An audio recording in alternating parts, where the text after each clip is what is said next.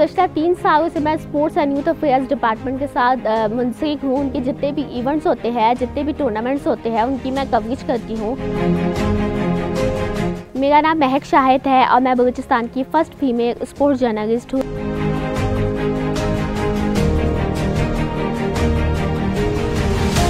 मेरे अंदर यही पैशन है कि मैं फ्रीलांस काम करूँ, यूट्यूब के थ्रू, सोशल मीडिया के थ्रू जो है मीडिया तक पब्लिक को बताऊं कि हमारे यहाँ बलूचिस्तान में कितना टैलेंट है।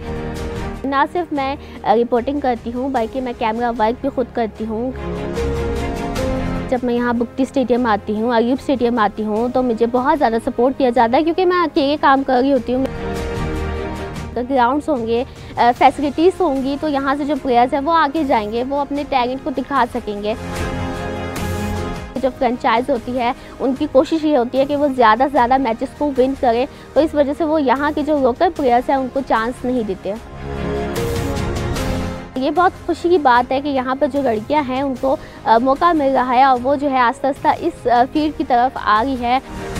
मैं ये चाहती हूँ कि मैं यहाँ की लड़कियों को स्पेशली प्रमोट करूँ और उनको जो है आगे इंटरनेशनल सतह तक पहुँचाऊँ।